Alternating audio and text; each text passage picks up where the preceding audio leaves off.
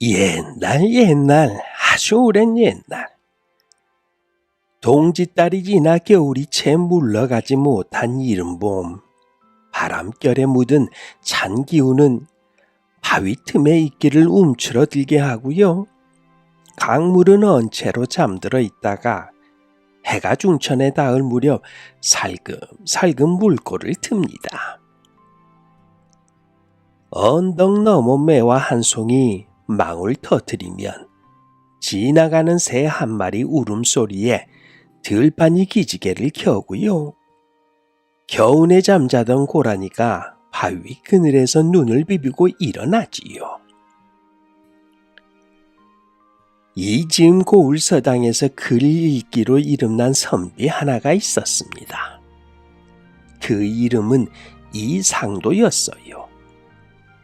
나이 23, 말끔히 갓을 쓰고 도포를 펄럭이며 한양으로 과거를 보러 가는 길이었습니다. 산에 해가 걸릴 무렵 그는 집신 끝을 매만지며 자그맣게 읊조렸지요. 백발백중 홍패를 굶고 돌아와 어머님께 기쁨을 드려야지. 그는 숲풀 아래 굽은 나무를 지나고 꿩이 뛰쳐나오는 언덕을 넘고 개울가 바위를 건너며 길을 재촉했습니다. 초행길이지만 사흘 전 장터에서 구한 지름길 지도 한 장이 있으니 걱정이 없다고 여겼어요. 그러나 문제는 그 지도라는 것이 엉성하게 그지없었다는 것이었습니다. 소나무 5그루 지나고 왼쪽 굽은 바위 넘은 뒤 토끼굴 아래로 꺾어지면 큰 산 너머 길이라는 식의 설명뿐이니 보는 이마다 다른 길로 빠질 수밖에 없었어요. 그날 해가 질 무렵 하늘은 유난히 붉게 물들어 있었습니다. 구름은 핏빛 치마폭처럼 늘어졌고요. 솔가지 끝에는 하얀 성에가 부서지듯 바람에 흔들렸지요. 이 상도는 낯선 숲길로 들어섰습니다. 처음엔 바닥에 낙엽이 폭신히 깔려 걷기 좋았지요. 노루 발자국이 사방에 찍혀 있고 가끔 고라니의 울음소리와 정설모의 재채기 소리가 귀에 들려왔습니다. 하지만 얼마 못 가 길은 점점 좁아지고 가팔라졌지요.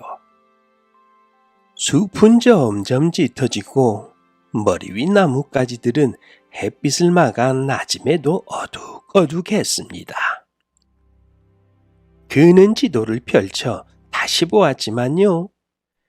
바위가 5개인지 5그루 나무인지 헷갈리기만 할 뿐이었어요.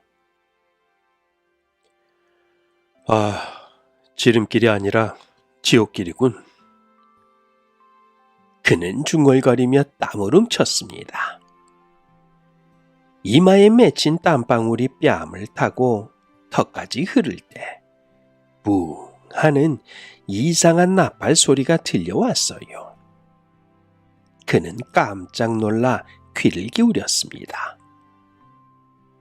바람 소리인가? 하지만 그 소리는 나무 소리치고는 일정하고 가까워졌다 멀어졌다를 반복했지요. 그때 나뭇잎 사이로 붉은 천이 펄럭이며 나무를 타고 내려오는 형상이 보였습니다. 이 나그네 선비는 눈을 가늘게 뜨고 그것을 바라보았어요.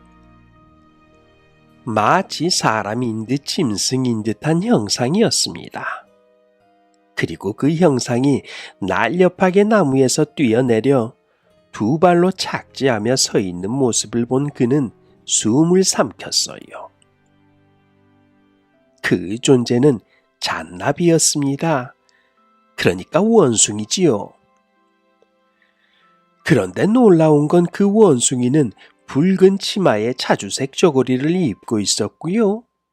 머리에는 꽁지머리처럼 꽃잎으로 장식한 끈이 묶여 있었어요. 아니, 인간인가? 그 원숭이가 입을 열었습니다. 분명히 사람의 말이었어요. 이 선비는 눈을 껌뻑이며 뒷걸음질을 쳤습니다. 아니, 이건 꿈인가 생시인가?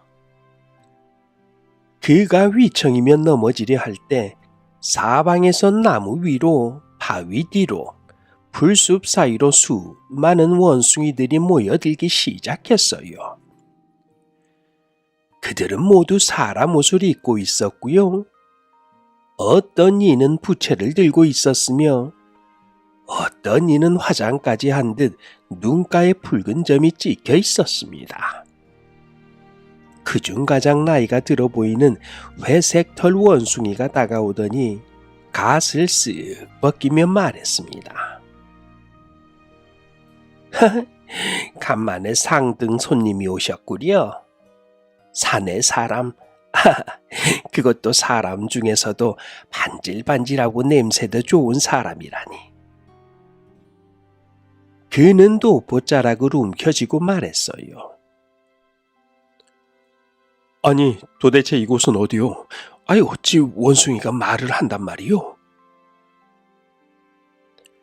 회색 원숭이는 킥킥 웃으며 말했습니다. 여기는 잔나비골이라 불리는 곳이요. 인간이 드문드문 들어왔다 나가긴 했지만 당신처럼 하얗고 곱상한 선비는 처음이요. 아마도 우리 마을 아가씨들이 차지러질지도 모르겠소이다.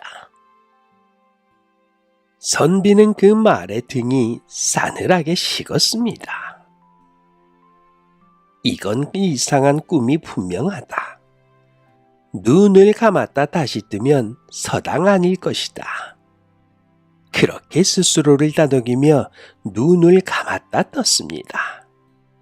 그러나 현실은 똑같았어요. 그는 잔나비들의 손에 이끌려 마을 어귀로 들어섰지요. 그것은 정말로 경이로웠습니다.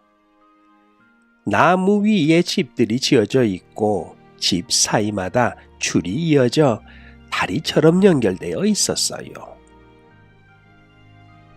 원숭이, 그러니까 잔나비들은 그 줄 위를 마치 땅처럼 걸었고요. 아이들은 나뭇가지 사이를 그네처럼 오가며 놀고 있었습니다.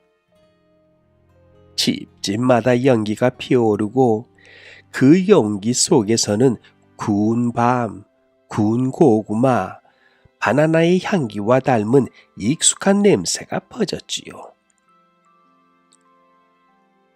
선비나리, 어서 이쪽으로 오시죠. 붉은 천을 두른 젊은 잔나비가 다가오며 수줍게 웃었습니다. 그 눈망울은 낯설게 커다랬고요. 웃을 때 코가 납작해졌으며 귀는 두 손가락만큼이나 길었지요. 하지만 그 눈빛은 선비조차 한순간 말을 잃을 만큼 애틋하고도 순박했습니다. 그는 속으로 중얼거렸지요. 여긴 인간 세상이 아니야. 어서 이 골에서 벗어날 방법을 찾아야 해. 그리고 그날 밤 잔나비골 전체에는 소문이 돌기 시작했습니다. 사람 선비가 왔대. 얼굴이 반질반질, 말투는 꿀 떨어진다더라. 족자님의 딸 홍희아씨 눈빛이 심상찮더라니까. 어디선가 다시 들려오는 붕붕하는 그 기묘한 나팔소리. 선비는 낮은 집의 모서리에 걸터 앉아 밤하늘을 올려다보았습니다. 하늘은 별이 총총했고요. 원숭이 마을 너머로는 달빛이 흐르고 있었습니다. 한편 이튿날 새벽, 아직 달이 하늘에 남아있을 무렵 잔나비골의 하늘은 안개로 덮여 은빛 커튼을 들이운 듯 했지요. 새벽 이슬이 나뭇잎 끝에 맺혀 굴러내리고 족두리버섯 굴락 사이로 희미한 연기처럼 피어오르는 짙은 안개는 숲을 꿈결처럼 감쌌습니다. 선비 이상도는 낯선 통나무 방에서 잠을 깼지요. 몸을 움직이자 나무 바닥이 삐걱였고요.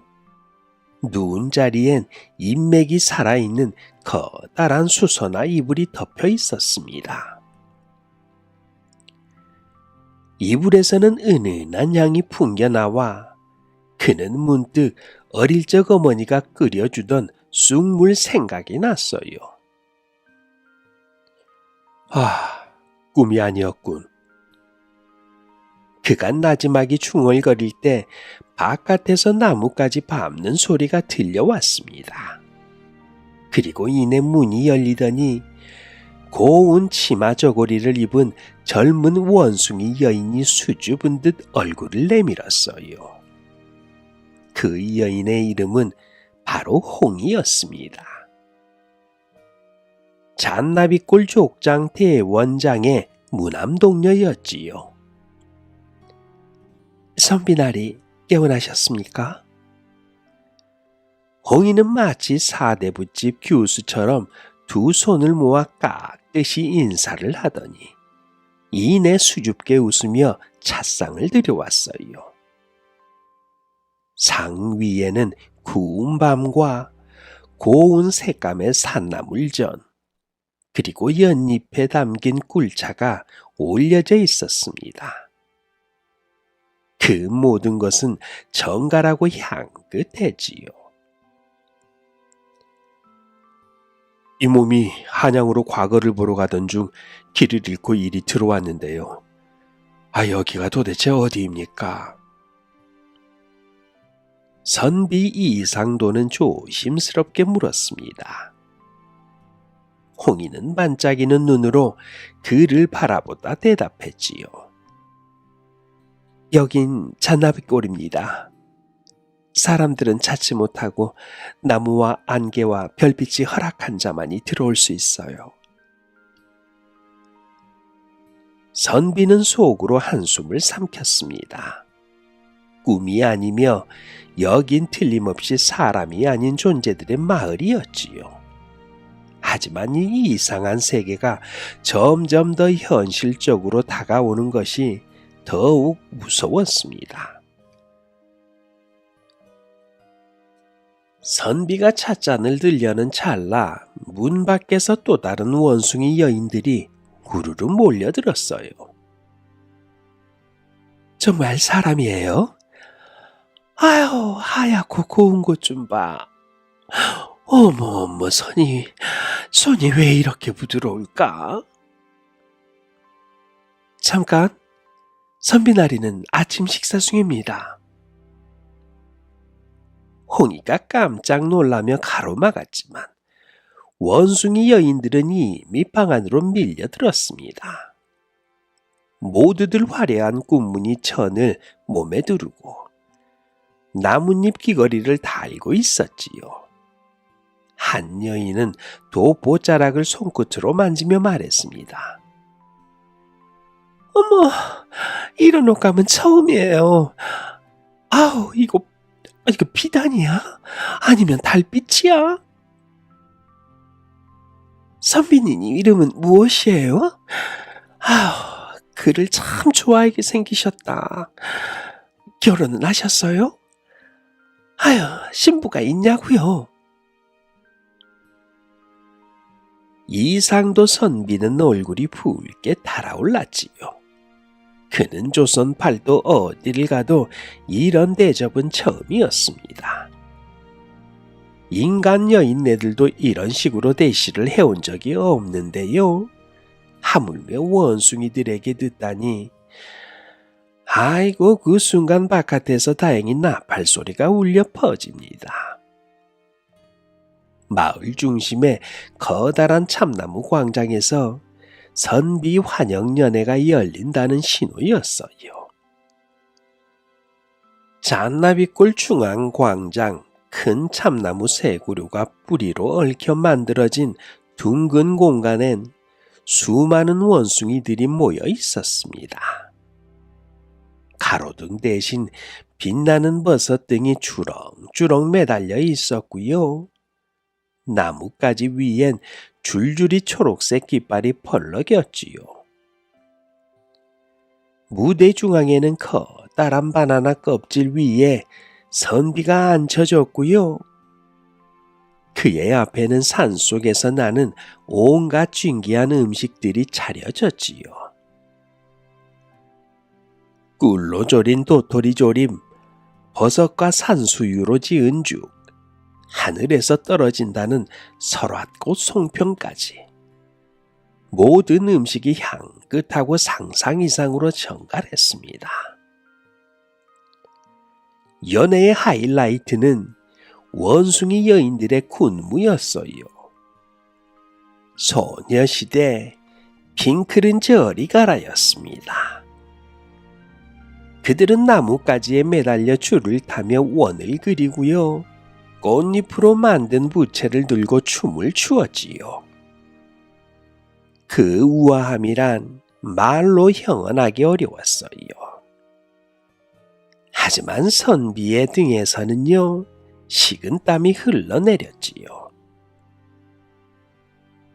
이건 환대가 아니라 유혹이다. 이곳은 나를 놓아주지 않을 작정이구나.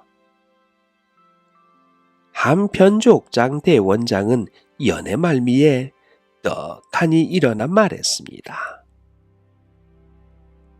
이리 고운 사람이 우리 마을에 들어왔으니 인연도 하늘이 맺은 게지요.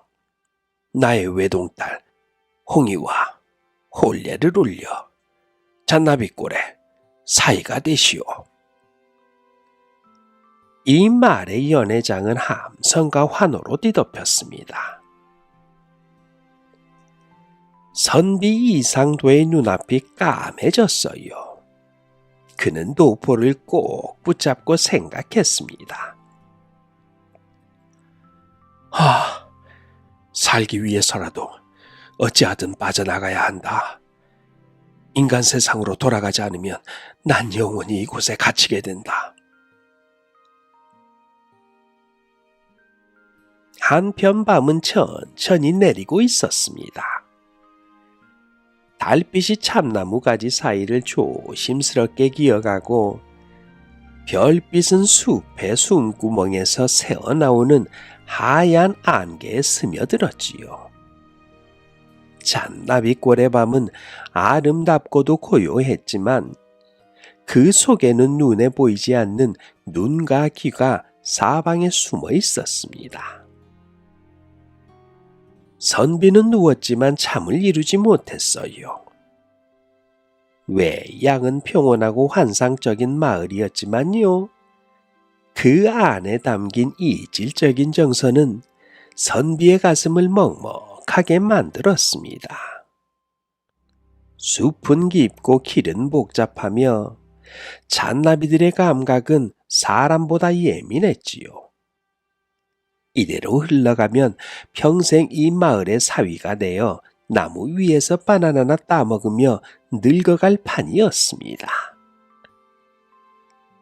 여기서 나가지 못하면 과거도 나의 삶도 나 자신도 사라질지 몰라.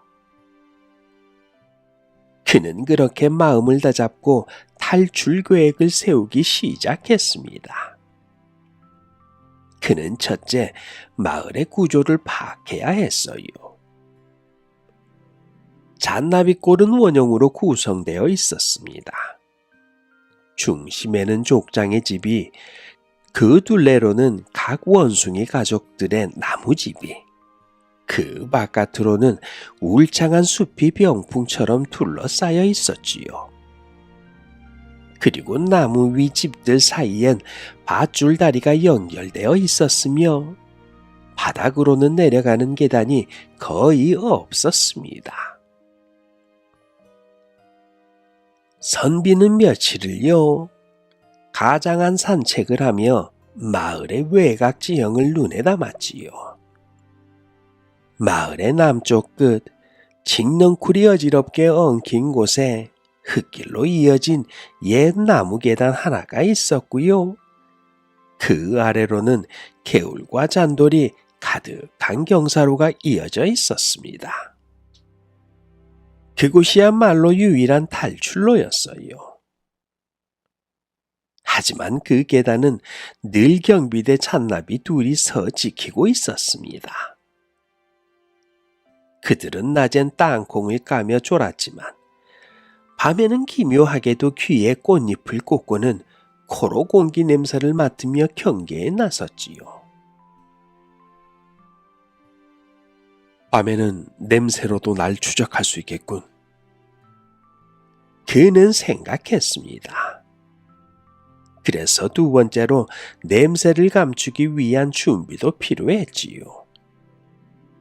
그는 연못 근처에서 발견한 민달팽이 껍질과 산수유즙, 연잎 껍질을 섞어 자신의 도포와 갓에 발랐습니다. 그 냄새는 썩은 나무 껍질과 비슷해서 잔나비들의 후각을 흐릴 수 있었지요. 셋째, 시간을 벌기 위한 가짜 인형을 만들어 두었습니다.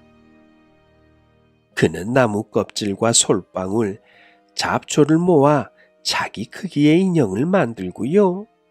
그것을 밤에 몰래 자신의 잠자리 이불 안에 넣어 두었지요.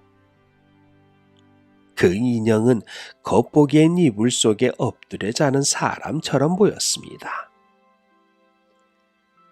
이제 준비는 되었다. 오늘 밤이 마지막 기회다.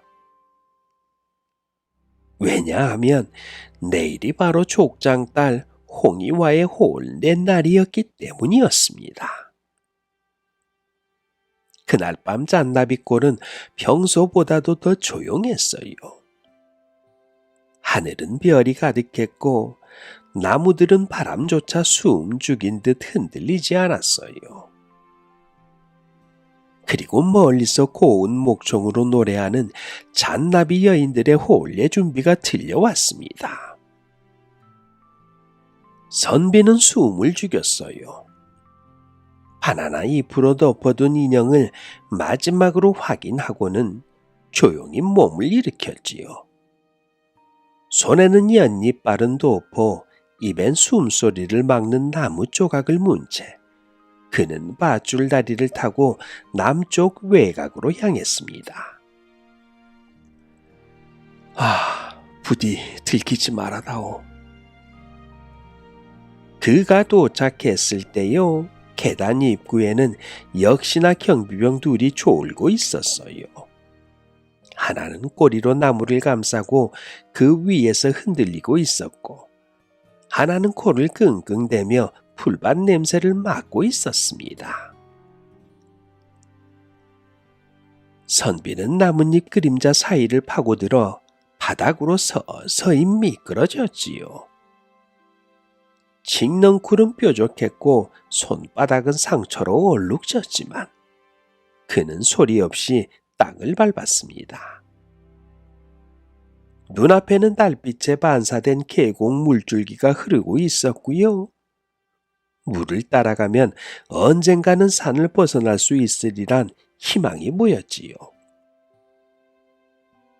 그렇지만 그가 움직이기 시작한 그 순간 딱 하고 부러진 나뭇가지 소리가 나더니 잔나비 하나가 번개처럼 고개를 들었습니다.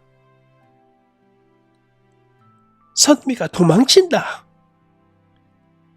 경비병들은 비명을 질렀고 마을 곳곳에서 고함이 터져 나왔습니다.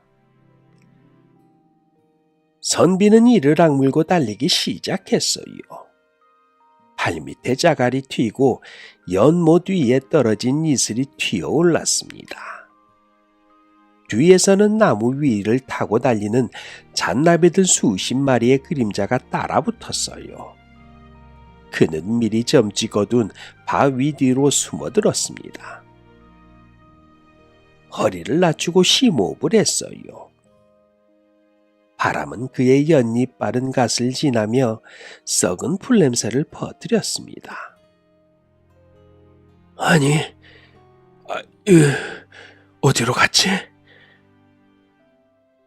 발자국은 여기까지인데. 원숭이들은 머리를 극적이며 멈춰섰습니다. 그 순간 머리 위에서 익숙한 목소리가 들려왔어요. 왜 그랬어요? 선비는 고개를 들었습니다. 그곳엔 홍이가 서 있었어요. 눈엔 눈물이 맺혀 있었습니다. 이건 다시 인간으로 돌아가고 싶노라. 그런 뜻이었나요? 이 상도는 침묵했습니다. 그리고 홍이는 웃었어요. 서글픈 얼굴로 눈물 줄기를 타고 흘리는 바나나 꽃의 꽃술처럼 웃었습니다. 그대의 길을 막지는 않겠어요. 대신 내 마음만은 갇히지 않게 해주세요. 그녀는 뒤를 돌아 잔나비 병사들에게 외쳤지요. 돌아가세요. 이분은 더 이상 잔나비 꼴의 사위가 아닙니다. 잔나비 병사들은 당황하며 고개를 돌렸고요. 그렇게 숲은 다시 고요해졌습니다. 선비 이상도는 홍이를 바라보며 나지막히 중얼거렸지요. 언젠가 시 한 수라도 보내겠습니다. 하늘의 바람이 닿는 날에. 홍이는 미소를 지었습니다. 그 미소는 숲의 안개와 별빛을 모두 품은 듯한 미소였어요. 한편 선비 이상도는 탈출 직전 마침내 인간 세상으로 향하는 산길 입구까지 닿았습니다. 하지만 마음 한켠엔 홍이의 마지막 미소가 맴돌았어요. 나무 위에서 그를 바라보던 눈물 섞인 미소. 선비는 그 미소에 가슴이 묘하게 저려왔습니다.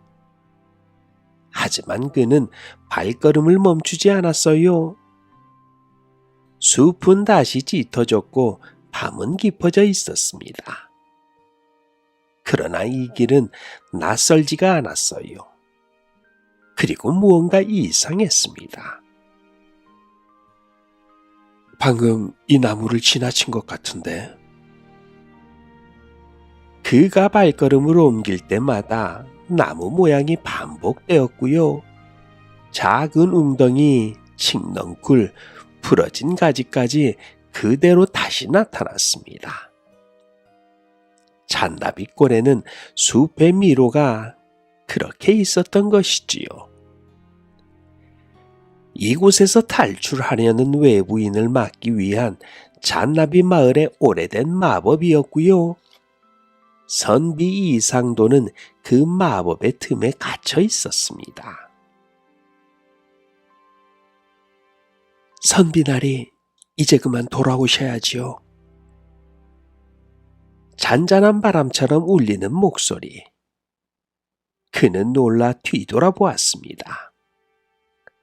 나무 그림자 너머 홍이가 서 있었어요. 아니, 홍이, 어찌 여길? 그녀는 조용히 웃었습니다. 그 웃음은 이상하게도 그늘이 없었어요. 아니, 그늘이 없을수록 더 서늘했습니다. 사위 되실 분께서 도망가시다니 저희도 섭섭합니다. 그러니 이번엔 제대로 혼례를 치르고 첫날 밤을 맞이하셔야지요. 선비의 등줄기엔 땀이 송글송글 맺혔습니다. 주변에서 숲이 웅크리는 듯 했고 나뭇가지들은 저절로 흔들렸지요. 선비는 칼이 있었다면 지금쯤 칼집을 뽑았을 것이나 도포자락 외엔 무기가 없었어요. 이 몸은 더 이상 이 마을에 머물 수 없습니다. 부디 양해해 주십시오. 그러자 홍이는 갑자기 눈빛을 바꾸며 중얼거렸습니다. 그럼 목숨을 걸고 도망치시겠다는 말씀이군요. 해가 지고 잣나비골은 밝은 등불로 빛났습니다. 나무집 곳곳에 박쥐 등이 켜졌고요. 족장은 나무 위 널판지 무대에서 선포를 했지요. 이제 인간 사위 이상도와 우리 딸 홍이의 혼례를 알린다. 원숭이들은 두 손뼉을 치며 열광을 했고 연애는 시작되었습니다. 선비는 족장의 집 고층 나무집에 머물게 되었고요. 방 한가운데에 황금빛 깔개와 꿀바른 밤초가 놓인 혼례상이 차려졌지요. 그리고 방 안에서 기다리는 이는 신부 홍이었습니다. 그녀는 붉은 치마에 연분홍 쪼고리를 입고 있었고요. 머리엔 매화꽃을 단 쪽머리를 하고 있었지요. 하지만 그 눈빛은 어딘가 묘하게 흐리멍텅하고 손끝은 점점 가늘어지고 있었습니다. 홍이, 그대는? 이 상도가 입을 열기도 전에 방은 바깥에서 덜컥하고 걸려졌지요. 바로 그 순간 이 상도는 발밑에 숨겨둔 연꽃 줄기 밧줄을 꺼냈습니다. 며칠 전 연못가에서 미리 준비해 놓은 것, 그리고 바깥 창문 쪽에 바나나 잎을 잘라 만든 미끄럼 장치를 걸었지요. 홍이가 놀라 외쳤습니다. 무슨 짓입니까, 나으리? 선비 이상도는 숨을 고르며 말했어요. 홍이, 진심으로 미안하오. 허나 나는 그대와는 다른 세상 사람이오. 이 밤을 마지막으로 나는 인간 세상으로 돌아가겠소. 그 말과 동시에 그는 창문을 열고 밧줄을 타고 미끄러져 내렸습니다. 도망이다! 혼례에서 도망을 쳤다! 경비 잣나비들이 나무 사이로 뛰어내려 쫓기 시작했습니다. 나무 위에서 울리는 고함, 뛰노는 발소리, 그리고 멀리서 울음 섞인 홍이의 목소리가 들려왔어요. 가지 마세요, 나으리. 그러나 선비 이상도는 멈추지 않았어요. 숲은 깊었고 그는 방향 감각을 더듬어 마침내 달빛이 비치는 외곽 초입에 도달했습니다. 거기엔 마지막 장애물 개울과 절벽이 기다리고 있었지요. 뛰자. 지금이 아니면 못 돌아간다. 그는 전력을 다해 달렸습니다. 그리고 바위 위에서 도포를 펄럭이며 바람을 가르며 절벽 아래로 몸을 던졌지요. 몸이 허공을 가르며 떨어졌습니다. 순간 바람이 귀를 때리고 발밑은 사라졌으며 그는 그대로 폭풍 아래의 강물 속으로 빠졌지요. 물소리와 함께 정신이 아득해졌습니다. 하지만 귀를 스치는 것은 홍이의 마지막 말이었어요. 그대는 정말로 나를 잊을 수 있으시겠습니까? 선비는 물살 속에서 정신을 잃기 직전 하늘 위로 스쳐 지나가는 붉은 치맛자락을 보았습니다. 그리고 그 순간 그는 원숭이 마을을 떠났지요.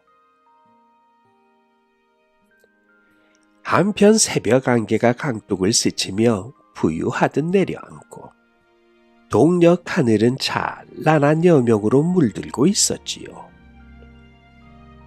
잔잔히 흐르는 물 위로 햇살이 내려앉아 물결마다 금빛 비늘이 반짝였습니다. 개울가 버드나무 가지는 바람에 흔들리며 물비늘 위에 그림자를 드리웠지요. 그 물속에서 흠뻑 젖은 도포를 입은 사내 하나가 천천히 몸을 일으켰습니다. 바로 이상도 선비였어요. 그의 몸은 축 늘어진 각과 도포로 무거웠고요. 손바닥에는 연잎 줄기를 꽉 쥔 채 상처가 패여 있었지요. 하지만 눈은 분명히 떴고요. 코끝으로 스미는 공기는 오랜만에 느껴보는 사람 세상의 냄새였습니다. 돌아왔구나, 인간 세상으로. 그는 한동안 말없이 흐르는 물을 바라보았지요. 눈앞의 개울, 그리고 강 건너 산자락. 더는 나무 위 집도 없었고 원숭이들의 함성도 홍이의 목소리도 들리지 않았습니다. 그는 강가를 따라 며칠을 걸었어요. 길은 낯설고도 익숙했습니다. 소나무 사이로 엿보이는 민가의 연기, 노루가 흔들고 간 들꽃, 바람결에 실려오는 닭 울음소리, 모두가 그에게 돌아왔다는 말을 건넸지요. 그는 어떤 마을 쌀이문을 두드려 집주인의 도움으로 몸을 녹이고 밥을 얻어먹었습니다. 그 늙은 농부는 이상도 선비의 몰골을 보고 놀라 웃기를. 아이고 이보시오. 귀신을 보다 오신 겁니까? 아이고 왜 이렇게 참 누추하십니까? 그는 조용히 웃으며 말했습니다. 예, 귀신을 본 것과 지인데 없지요. 며칠 뒤 그는 마침내 한양에 도착했고요. 그 모습은 초췌하고 초라했지만, 그리고 또 손바닥엔 상처가 가득했지만 눈빛은 또렷했고 글은 살아있었습니다. 시험장에 들어선 그는 밤새워 써둔 시 한 수를 시험지에 적었지요. 그 시는 다음과 같았습니다. 하늘에 매달린 나뭇잎집 아래 붉은 꽃 치마의 여인이 내게 말을 걸었다. 꿀보다 달고 바람보다 슬픈 그 목소리. 인간은 돌아왔을 때 그 눈빛은 남아있다. 이 시인은 과거 시험장 전체를 울렸습니다. 그리고 결국 선비 이상도는 장원급제라는 영광을 안고 어머니 품으로 돌아왔지요. 그로부터 한 해 뒤 선비 이상도는 다시 고향을 떠나 벼슬길에 올랐습니다. 그리고 조용한 어느 밤 문득 그는 책상 앞에 앉아 붓을 들었지요. 어딘가 깊은 숲속에 아직도 나를 기억하는 이가 있다면. 그는 한 통의 편지를 써서 산중 무명 우체통이라 불리는 고개에 남겨두었습니다. 그곳은 풍문에 의하면 짐승들이 편지를 가져가는 곳이라 했어요. 홍이아씨께 나는 지금도 달빛을 보면 그대를 떠올립니다. 그대의 미소는 바람 속에 있고 그대의 눈물은 매화 향기 속에 숨습니다. 비록 인간 세상에 사는 몸이지만 나의 시는 아직도 나뭇잎 지붕 아래 누워 있습니다. 다만 부디 그대가 행복하길 바랍니다. 이상도 드림. 이후 잔나비골에 인간이 다시 들어갔다는 말은 들리지 않았습니다. 하지만 가끔 어떤 선비가 숲속 길을 걷다 이상한 나팔 소리를 듣고 나무 위에서 고운 한복 차림의 여인이 손을 흔들었다는 이야기가 전해지곤 했지요. 또 연못가에 앉은 시골 아이가 연잎을 접어 띄우면 그 잎이 어디론가 빨려가 사라진다는 말도 돌았습니다. 사람들은 그것을 전설이라 불렀고요. 그 전설엔 항상 하얀 얼굴의 선비와 붉은 꽃 치마의 잔나비 여인이 등장했지요. 구독과 좋아요 부탁드리며 다음 이야기 시작하도록 하겠습니다. 옛날 아주 오랜 옛날 산과 강이 마주 닿은 고을에 도천이라는 사내가 살고 있었습니다. 도천은요, 날 때부터 똑똑하고 눈치 빠르기로 유명했지만 손재주는 영 시원치 않았어요. 바느질을 하면 실이 엉키고 나무를 다듬으면 옹이가 튀어나왔고 도자기를 빚으면 꼭 입이 삐뚤어졌지요. 하지만 도천에게는 다른 능력이 있었습니다. 바로 남이 만든 것을 똑같이 흉내내는 능력이었지요. 게다가 말재주가 얼마나 좋은지 말 한마디로 비 오는 날 마른 짚을 팔아먹을 정도였어요. 하루는 마을 장터에 수를 놓은 고운 비단 치마가 나왔습니다. 마을 사람들은 한복장이인 연석이 영감의 솜씨라며 칭찬을 아끼지 않았지요. 연석이 영감은 젊은 시절 궁중 수를 놓던 장인이었기에 그의 바느질은 소문이 자자했습니다. 도천은 몰래 연석이 영감의 가게 뒷문으로 숨어 들어가 밤새 그 치마를 눈으로 훑고 문양을 손으로 만져가며 기억에 새겨두었지요. 그리고 이틀 후 똑같은 문양의 치마를 싸구려 비단에 얇은 바늘로 수를 놓아 장터 한 귀퉁이에 내다 팔았습니다. 보시오, 연석이 영감 것보다 더 곱고 싸구려. 도천의 외집에 호기심이 발동한 사람들이 모여들었고요. 그중 몇몇은 정말로 연석이 영감의 물건보다 색이 곱다며 사갔습니다. 물론 그 옷은 몇 번 빨기도 전에 실밥이 터지고 물이 빠졌지만요. 당장 눈앞에 곱고 싼 물건이 사람들의 손을 먼저 끌었던 것이지요. 그날 이후 도천은 장터를 돌아다니며 눈에 띄는 물건이 있으면 죄다 흉내를 내기 시작했어요. 그래서 짝퉁을 만들었습니다. 대장장이 철손이가 만든 불꽃무늬 칼자루, 땀 흘리며 만든 옥구슬 장신구, 젊은 여인이 짠 염색 꽃보자기,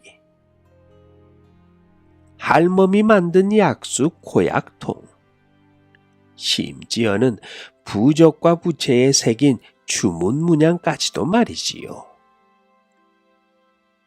도천은 모두 눈으로 외워 흉내내었고요. 값싼 재료로 비슷한 물건을 만든 뒤 진품보다 싸다 쓸모는 같다며 떠들어댔지요. 사람들은 점차 도천의 물건을 사기 시작했습니다. 질이야 어쨌든 싸고 곱기만 하면 되었지요. 그 결과 진짜 상인들의 물건은 잘 팔리지 않았고요. 서서히 가게 문을 닫기 시작했습니다. 연석이 영감은 울분을 삼키며 이렇게 말했지요. 허이, 내가 만든 것은 손끝의 피와 시간의 흔적이 담긴 것이건만 그 사내는 겉껍데기만 벗겨 팔아먹고도 부끄러움이 없단 말인가. 하지만 사람들은 영감의 말을 귀담아 듣지 않았습니다. 그들은 말했지요. 연석이 영감 것보다 도천이가 만든 게 더 싸고 예쁘잖아요. 다 거기서 거기지. 값이나 싸게 주는 게 고맙지 뭐. 도천은 점점 장터에서 이름을 떨치게 되었고요. 마을 외곽에 큼직한 기와집까지 짓게 되었습니다. 문짝마다 호랑이 문양을 받고 주춧돌엔 자기 얼굴을 새겨 넣기도 했지요. 그는 자신이 흉내 내온 장인들을 비웃으며 말했습니다. 헤이, 배워서 뭐하나. 흉내만 잘 내면 되는 세상이지. 껍데기가 진짜를 이긴다니까. 그러나 아무리 그럴싸한 그림자라도 진짜의 무게를 따라갈 수는 없는 법. 그의 모방은 조용히 아주 조금씩 균열을 일으키고 있었습니다. 한편 도천이 짓고 사는 기와집은 해가 지날수록 점점 크고 화려해졌지요. 마을 너기에서부터 보일 정도로 기와가 빛났고요. 대문에는 금빛 줄을 두른 전 조각들이 펄럭였지요. 집안 마당에는 진짜보다 더 그럴싸한 가짜들이 차곡차곡 쌓여갔습니다. 금박을 흉내낸 황토도자기, 옥빛으로 착각할 만한 유리구슬, 종이로 만든 비단 같은 옷들. 그의 집은 마치 진짜인 듯 가장된 것들로 이루어진 궁궐 같았어요.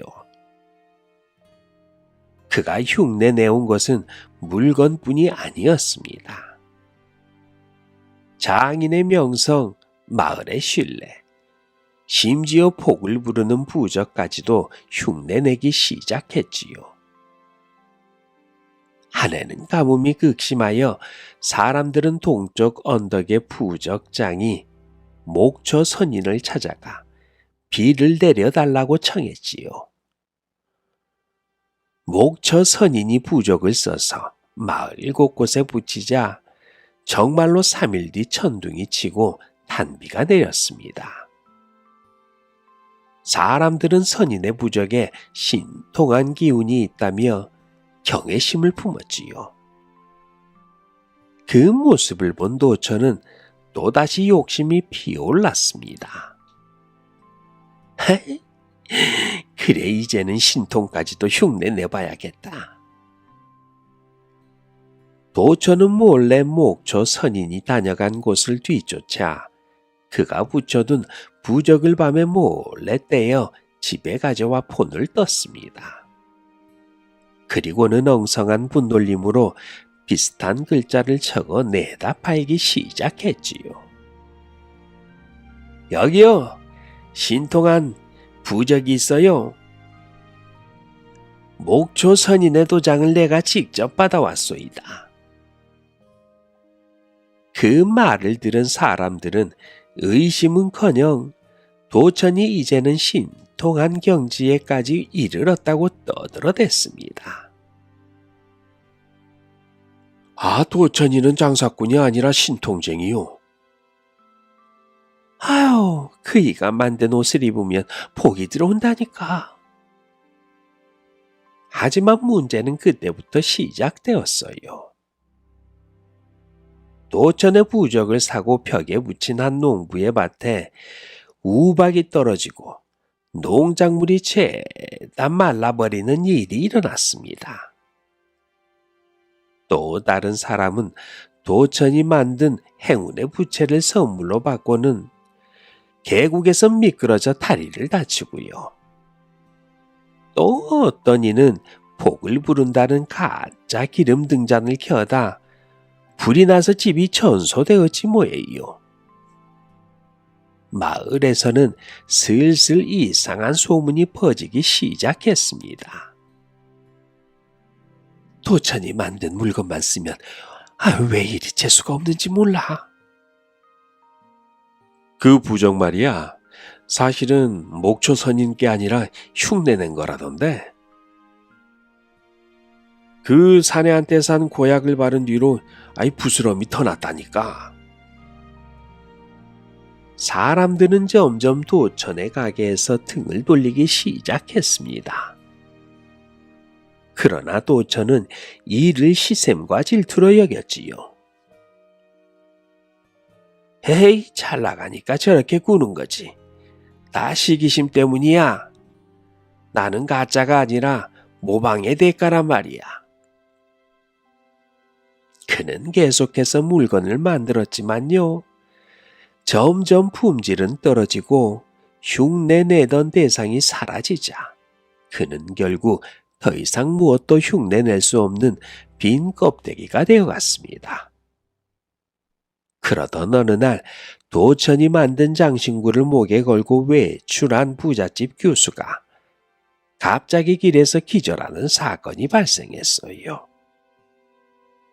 사람들은 그 장신구에 무슨 사악한 기운이 깃들어 있다며 도천의 물건을 모두 집 앞에 모아 쌓고 불을 붙였습니다. 활활 타오르는 불길 속에서 연석이 영감이 만들었던 수놓은 치마를 흉내낸 천 조각이 거미줄처럼 얽혀 타들어가는 모습이 보였어요. 사람들은 입을 모아 말했지요. 그 산에 벌 받아야 해. 남의 수고를 훔친 죄가 하늘에 닿았어. 진짜를 죽이고 가짜로 부자가 된 죄값을 치르게 될 거야. 그날 밤 도천은 집에서 쫓겨나던 나와 자신이 만든 물건 무덤을 보며 무릎을 꿇었습니다. 내가 뭘 잘못한 거지? 똑같이 만든 것뿐인데 진짜보다 나쁜 게 뭐가 있어? 그 순간 불길 속에서 문양 하나가 피어올랐어요. 그것은 바로 도천이 처음 흉내냈던 연석이 영감의 수문양이었습니다. 불 속에서 검게 그을린 문양은 마치 한 마리 불사조처럼 도천을 응시하고 있었어요. 그리고 그 문양에서 나지막한 음성이 들렸습니다. 진짜의 마음은 흉내낼 수 없느니라. 껍데기를 벗긴 자는 껍데기처럼 사라지리라. 불이 꺼진 자리에는 검은 재가 남았고요. 도천은 혼절하듯 쓰러졌습니다. 그리고 그의 얼굴에는 그제야 후회와 두려움이 깃들기 시작했지요. 한편 도천은 불에 타버린 자기 가게 앞에서 하룻밤을 새우다시피 했습니다. 그 밤은 유독 추웠고 별은 한 점도 보이지 않았으며 찬 바람이 눈처럼 가벼운 재를 마을 이곳저곳으로 흩날리게 했지요. 도천은 재 속에서 무언가를 꺼내쥐었습니다. 검게 타버린 반지 하나, 그것은 한때 도천이 흉내내어 만든 장수의 옥반지였지요. 한 노파가 사갔다가 손가락에 습진이 생겨 화를 내며 되돌려 준 것이었습니다. 그 반지를 쥔 손은 차갑게 떨렸지요. 그리고 어딘가에서 들려오는 듯한 소리. 모방한 자는 결국 모방된 채 사라진다. 그날 이후 도천은 마을에서 자취를 감추었습니다. 사람들은 그가 산 너머 외딴 암자로 들어가 숨어 지낸다고 했고요. 일부는 밤마다 그가 불안한 잠꼬대를 하며 벌떼에게 쫓기는 악몽을 꾼다고 소문을 퍼뜨렸지요. 한편 그의 자리를 대신해 마을에는 새로운 장인들이 하나둘 들어오기 시작했습니다. 목초 선인의 제자인 철문도사, 연석이 영감의 손녀딸인 수노이, 그리고 새로 털을 잡은 도자기 장이와 염색 장이들까지. 그들은 하나같이 도천의 그림자를 담지 않겠다는 다짐으로 물건 하나하나에 정성을 들였고요. 사람들은 다시 진짜의 가치를 알아보기 시작했습니다. 하지만 도천은 진짜를 흉내낸다는 그 버릇을 버릴 수가 없었어요. 그는 산속에서 옛 장인들의 기술을 몰래 엿보며 또다시 베끼기 시작했지요. 이제는 손으로 직접 짓지 않고 정령에게 주문을 베끼게 하는 부적까지 만들었습니다. 그러던 어느 날 그가 만든 주문을 쓰고 있던 날 산속 동굴에서 기묘한 바람이 불어왔어요. 도천이 쓰던 종이가 바람에 휘날리더니 그대로 하늘로 솟구쳐 날아갔습니다. 그리고는 사라졌어요. 그와 동시에 땅이 살짝 흔들렸고요. 바위 틈에서 검은 연기가 피어올랐지요. 그리고 한 사내가 나타났습니다. 아니, 사내라고 하기엔 너무도 낡고 허물어진 형체. 수없이 찢긴 옷자락에 수노인 문양이 그대로 살아있는 연석이 영감의 모습이었어요. 도천은 벌떡 일어나 외쳤습니다. 아예, 당신은 죽었을 텐데 어떻게 여기를... 연석이 영감의 형상은 조용히 고개를 저으며 말했습니다. 내가 만든 것은 손의 일이 아니라 마음의 일이었지. 그 마음을 베끼려 했으니 너는 이제 마음도 잃는 거다. 그 순간 도천의 손가락이 뒤틀리기 시작했습니다. 옷감을 잡던 손이었고요. 붓을 쥐고 있던 손이었지요. 또한 가위를 들던 손이었습니다. 그 손가락이 서서히 굳어 돌처럼 변해갔고요. 도천은 두 눈을 무릅뜬 채로 비명을 질렀지요. 난 그저 흉내만 낸 것뿐이요. 내가 잘못 만든 것도 아니었소. 다들 날 샘나서.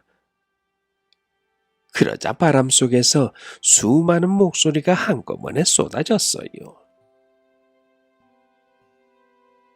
그날 밤 도천은 산속의 바위굴에서 사라졌습니다. 다만 다음 날 우연히 지나던 나무꾼이 그 바위 앞에 서 있던 검은 돌상 하나를 발견했지요. 그 돌상은 무릎을 꿇고 손을 내민 채 고개를 숙이고 있었고요. 그 손끝에는 한때 도천이 즐겨 사용하던 가짜 도장이 놓여 있었습니다. 사람들은 그 바위를 그림자상이라 부르며 말했지요. 그건 도천이야. 남의 것을 훔쳐 부자가 됐다가 진짜의 그림자에 삼켜진 자지. 그 뒤로 마을 장터 앞에는 이런 글귀가 새겨진 돌비가 세워졌습니다. 다른 사람의 노력을 모방으로 빼앗아서는 안 된다.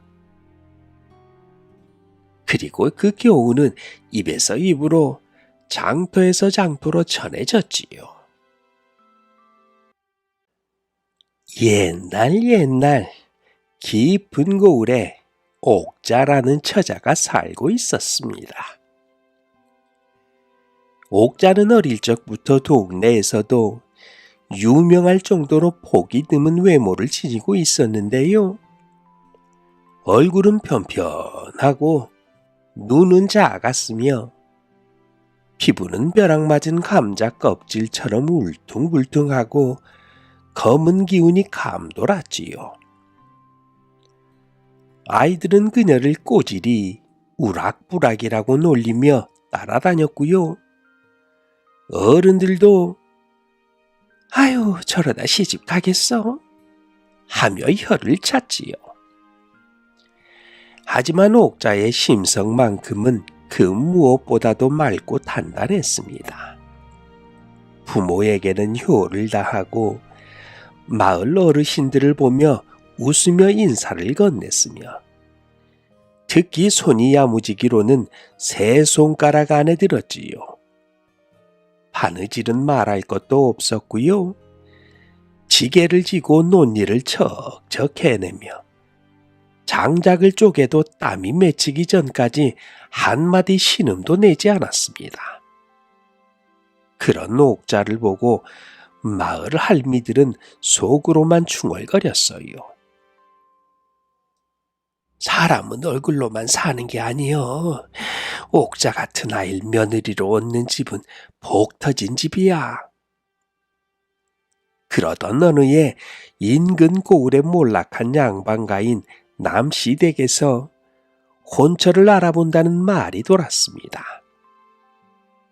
남시댁은 원래 큰 양반가였지만 집안 어른의 사치와 사환의 부정부패로 가산이 무너지고 조웅들이 떠난 지 오래였어요.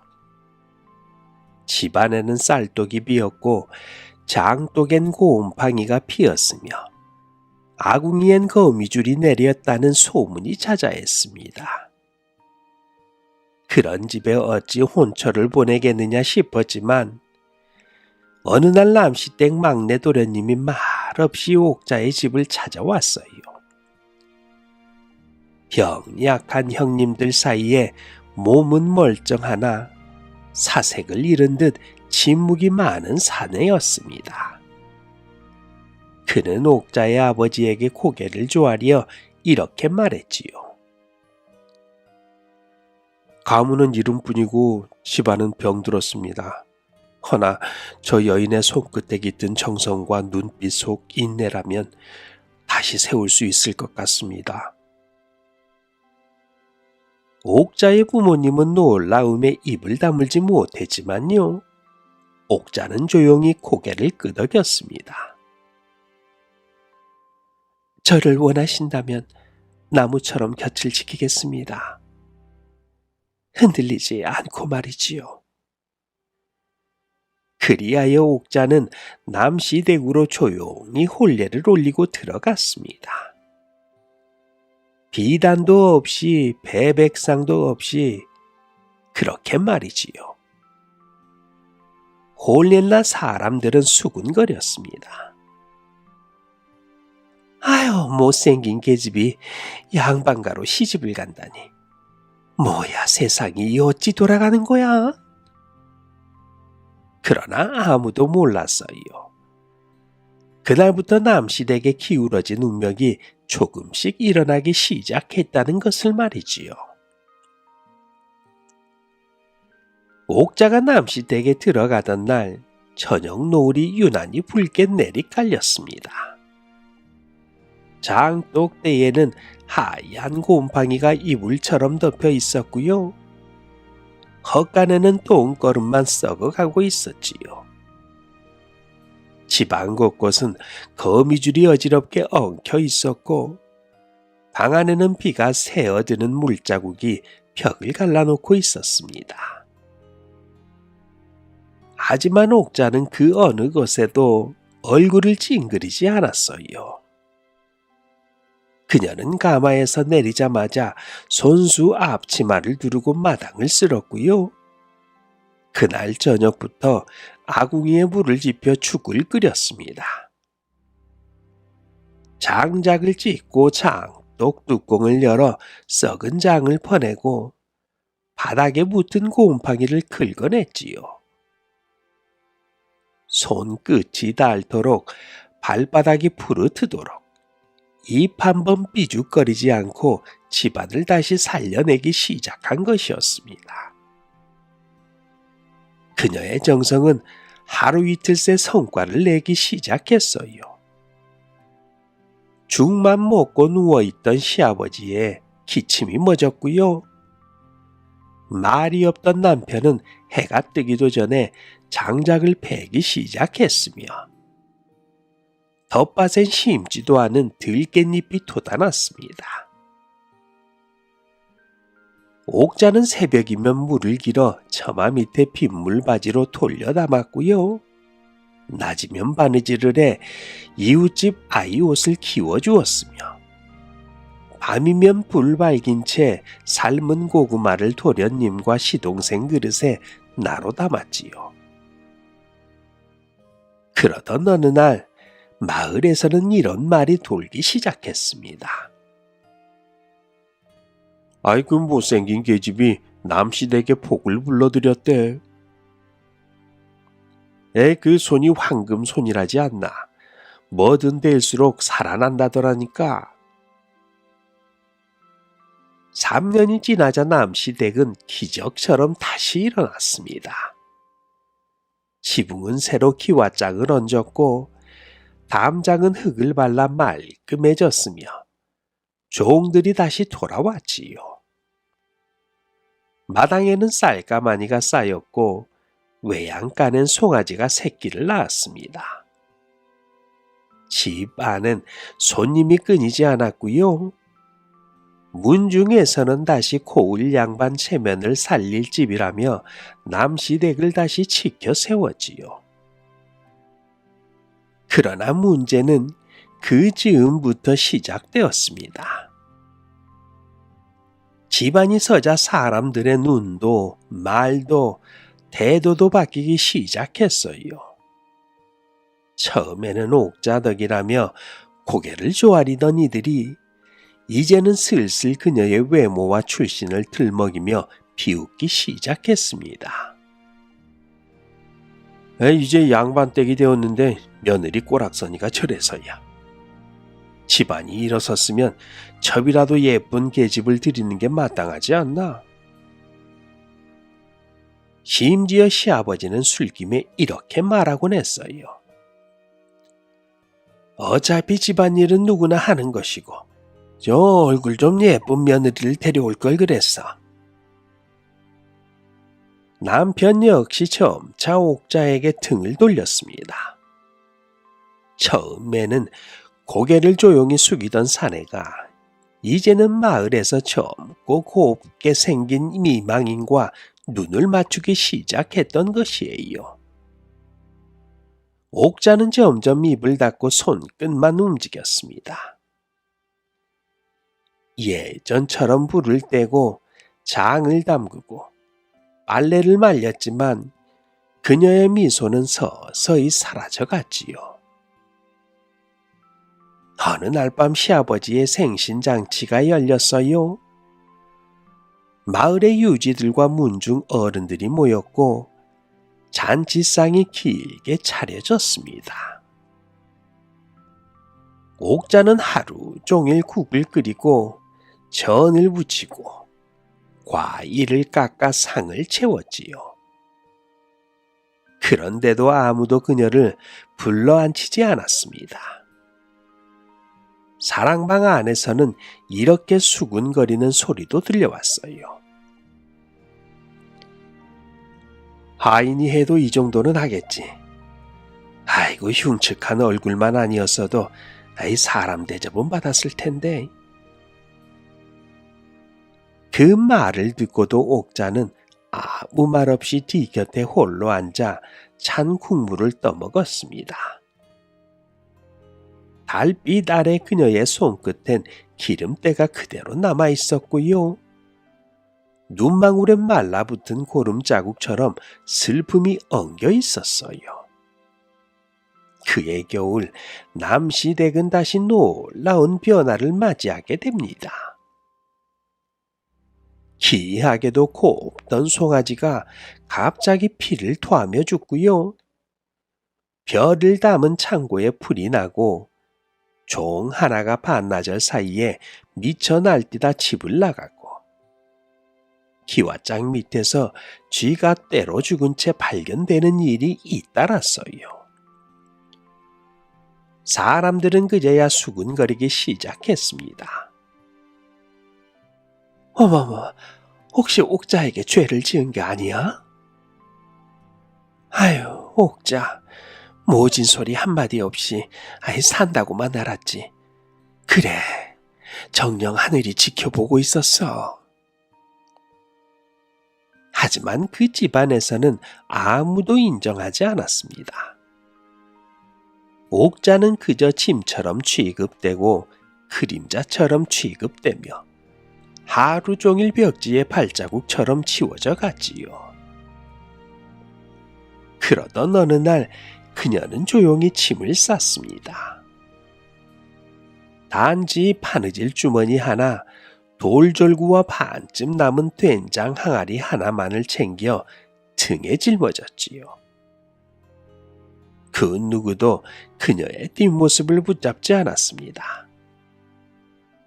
그녀는 조용히 문을 닫고 다시 마을 어귀를 걸어 나갔지요. 한편 옥자가 남시댁을 떠나던 날 하늘은 맑게 갰으나 어쩐지 햇살이 낯설게 느껴지는 아침이었습니다. 그녀는 아주 조용히 집을 빠져나왔어요. 문을 열면서도 기척이 나지 않도록 문지방을 손으로 잡았고요. 굽은 나무 문이 삐걱이는 소리가 날까봐 허리로 눌러 열었지요. 앞마당에는 옛날 자신이 심어놓은 해바라기 마른 줄기들이 바람에 흔들리고 있었습니다. 그 곁을 지나는 순간 옥자는 잠시 멈춰섰어요. 그리고 자신이 손수 덮은 기와장 하나를 슬며시 쓰다듬었습니다. 그 기와장 밑에는 그녀가 남시댁으로 처음 들어왔을 때 묻은 씨앗이 있었어요. 그녀는 속으로 중얼거렸습니다. 이제 내 몫의 계절은 다 지나갔소이다. 남은 건 당신들의 몫이요. 그리고 뒤도 돌아보지 않고 고개를 숙인 채 마을 어귀를 향해 걸어갔지요. 뒤에서는 아무도 그녀를 부르지 않았고 아무도 그녀가 떠났다는 사실조차 모른 채 아침상을 준비하고 있었습니다. 옥자가 떠난 지 사흘째 되던 날 남시댁 안채의 찬장 하나가 갑자기 무너져 내렸어요. 그 안에는 옥자가 직접 손질한 장 항아리와 된장 단지가 있었는데요. 모두 산처럼 곰팡이가 피고 곤충들이 들끓고 있었지요. 이어 대청 마루의 한쪽 기둥에서 흰 개미가 발견되었고 그날 저녁 뒷견에 있는 우물에서는 시꺼먼 물이 솟아올랐습니다. 집안은 갑자기 어수선해졌어요. 종들은 말없이 눈을 흘기며 서로를 의심했고요. 시아버지는 밤마다 기침과 오한에 시달리며 끙끙 앓기 시작했지요. 남편은 마을 잔치에 나갔다 돌아오는 길에 말에서 떨어져 무릎을 크게 다쳤고 약으로 쓰려던 약초는 모두 벌레 먹은 채 썩어 있었습니다. 그러자 마을 사람들은 수군거리기 시작했지요. 아유, 그 집 옥자 떠난 뒤로 망조가 들었네. 사람의 정성을 천대하면 하늘이 가만히 있지 않지. 얼마 지나지 않아 문중에서도 남시댁을 다시 내리보게 되었고요. 빌려갔던 곡식값을 갚지 못한 일로 고을 관가에서도 압류령이 떨어졌습니다. 그제야 남시댁은 옥자가 떠난 자리를 바라보게 되었어요. 그녀가 일궜던 밭은 잡초가 무성했고 손질하던 장독은 모래먼지가 덮여 있었어요. 그녀가 덮어주던 이불 속의 따뜻함, 그녀가 두었던 밥상 위의 반찬 하나하나, 그녀가 불지피던 아궁이의 연기까지도 이제는 더 이상 그곳에 없었습니다. 그제야 시아버지는 쓰러진 몸으로 종을 불러 이렇게 말했지요. 옥자 좀 불러오너라. 내가 미안했다. 그 아이가 없고는 이 집이 이러는 것이 분명해. 하지만 종은 조용히 고개를 저으며 말했습니다. 마님, 옥자 씨는 다시는 돌아오지 않을 것이옵니다. 한편 옥자는 어딘가의 외진 골짜기에 조그만 흙집을 짓고 조용히 살아가고 있었어요. 소문을 들은 아이들이 종종 찾아와 아주머니 그 소뚜껑 된장 좀 얻을 수 있을까요? 하고 웃으며 물었고요.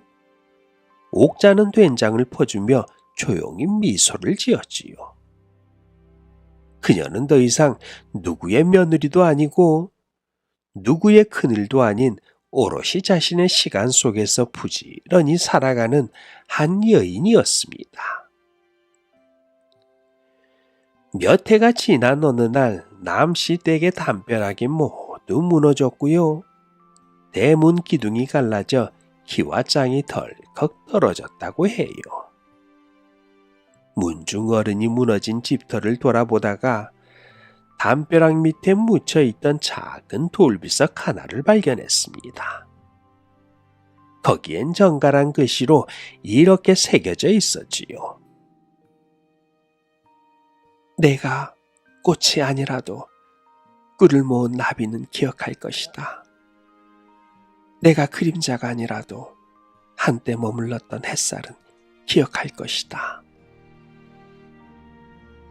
그 뒤로 마을 사람들은 이야기했습니다. 아이고 못생겼다고 사람을 무시하던 그 양반가 결국 진짜 보물을 알아보지 못하고 망해버렸네. 옥자 같은 여인이 복덩이지. 천벌은 반드시 돌아오는 법이야. 그리고 아이들은 가끔씩 골짜기 끝 흙집에 찾아와 옥자의 된장을 나누어 먹었고요. 그 집에서는 언제나 은은한 장 냄새와 함께 따뜻한 연기가 피어오르고 있었습니다. 구독과 좋아요 부탁드리며 다음 이야기 시작하도록 하겠습니다. 옛날 아주 오랜 옛날 저기 깊은 산골 첩첩산 중 수백 년을 사람 손 타지 않은 깊은 계곡 어귀에 묵형골이라는 작은 마을이 있었습니다. 마을 사람들은 선조대대로 전해 내려오는 금기를 하나 지키고 있었어요. 달이 셋이 뜨는 날 백운령을 넘지 마라. 달이 셋이라는 것은요, 음력으로 윤달이 겹쳐진 특정한 해의 여름 보름을 뜻했고요. 그날 백운령으로 향한 이는 반드시 돌아오지 못하거나 돌아오더라도 온전치 못했습니다. 산이 사람을 잡아먹는다느니 나무가 말을 건다더니 하는 괴담이 끊이지 않았지만요. 누군가는 그 경고를 무시하리라는 것은 시간 문제였지요. 그 사람은 마을의 심부름꾼이자 집신장수였던 봉구였습니다. 봉구는 어릴 적 부모를 잃고 산을 누비며 자랐지요. 먹고 살 길이 막막했던 그는 사람의 발보다 산짐승의 발자국을 더 익히게 되었고요. 수풀을 헤치며 약초를 캐는 법도 몸에 배게 되었습니다. 그러던 어느 날 주막에서 우연히 산삼 이야기를 들었어요. 말도 마시오. 백운역 너머에 천년 묵은 산삼이 산다던디. 아이 사람으로 둔갑해서 돌아다닌다는 소문도 있다지 뭐요. 아이 천년 묵은 산삼이 어딨어. 에이 뭐 그래도 찾기만 하면 벼락부자 되겠네. 봉구의 귀가 번쩍 뜨였습니다. 그는 밤이 되자 홀로 짐을 챙기고 마을 사람들 몰래 백운령을 향해 올랐지요. 산은 음산했습니다. 바람은 없는 듯 살랑이면서도 나뭇잎은 일제히 아래로 고개를 숙였지요. 이상한 건 새도 울지 않고 벌레 소리조차 들리지 않는다는 것이었습니다. 봉구는 무덤덤하게 산을 타고 오르며 중얼거렸어요. 이 산삼만 개면 되지. 남들은 무서워서 못 올 뿐이야. 해가 저물 무렵 그는 해괴한 풍경을 마주하게 됩니다. 바위 사이로 뚫린 틈에서 희미한 빛이 새어나오고 있었어요. 바위 앞에는 오래된 돌탑 하나가 세워져 있었고요. 그 탑에는 다음과 같은 글귀가 새겨져 있었습니다. 삼을 캐는 자, 영혼을 빼앗고 혼을 바치는 자, 뿌리와 하나 되리. 봉구는 잠시 움찔했지만 눈앞에서 뿜어져 나오는 향기로운 냄새에 넋을 잃었어요. 바위 틈 사이 은은하게 빛나는 산삼 한 뿌리, 사람 손보다 굵은 뿌리, 5가지의 손가락, 얼굴처럼 보이는 뿌리 윗부분이 그 삼의 생명을 증명했지요. 봉구는 떨리는 손으로 삼을 캐기 시작했습니다. 삽이 아니라 손톱으로 땅을 파헤쳐도 삼은 마치 자석처럼 빨려 나왔어요. 그리고 순간 땅 밑에서 무언가 잡아당기는 느낌이 들었습니다. 손을 빼려 했지만 손은 이미 뿌리와 맞닿은 채 붙어버린 듯 했어요. 갑자기 주위 공기가 멈추고 삼의 뿌리 끝에서 피처럼 붉은 진액이 뚝뚝 봉구의 손등으로 흘러내렸습니다. 놔라! 이거 놔라! 그러나 소용없었습니다. 갑자기 봉구의 머릿속으로 수많은 음성이 쏟아져 들어왔어요. 내가 천년을 기다렸다. 이제 너다. 눈앞이 핑 돌고 봉구는 그대로 기절하고 말았습니다. 마지막으로 그의 귀에 들린 건 산 너머에서 들려오는 사람의 것이 아닌 웃음소리였어요. 3일 후 묵경골 마을 어귀에 망가진 지게를 끌고 터벅터벅 걸어오는 사내 하나가 있었는데요. 얼굴은 흙먼지와 상처로 덮였고 머리는 산짐승에게 뜯긴 듯 흐트러져 있었으며 무엇보다도 그의 두 눈이 문제였습니다. 예전의 장난기 어린 눈빛은 사라지고 마치 바닥 없는 연못처럼 검고 깊었지요.